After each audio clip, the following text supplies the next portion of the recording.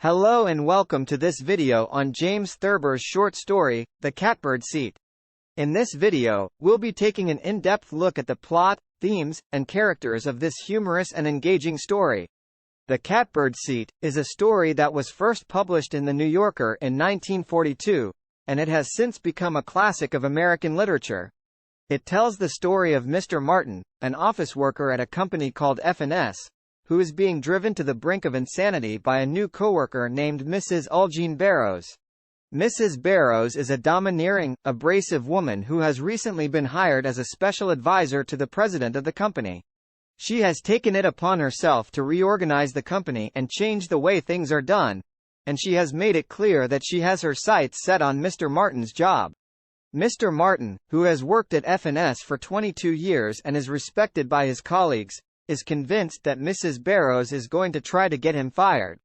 In response to this threat, Mr. Martin decides that he needs to do something drastic to get rid of Mrs. Barrows once and for all. He spends several days planning his revenge, carefully considering every detail of his plan. Finally, he puts his plan into action, and the results are both unexpected and hilarious. One of the things that makes The Catbird Seat such a great story is the way that it explores themes of power, control, and revenge. Mrs. Barrows is a character who represents the idea of power and control, and she uses her position at the company to try to impose her will on others. Mr. Martin, on the other hand, is a character who initially seems powerless, but who ultimately finds a way to take control of the situation and get his revenge. Another important theme in the story is the idea of the little guy fighting back against the system. Mr. Martin is a character who represents the idea of the average person, someone who is just trying to do his job and get by in life. Mrs. Barrows, on the other hand, represents the system, the forces that are working against the little guy. Through his actions, Mr. Martin is able to show that it is possible for the little guy to fight back and win.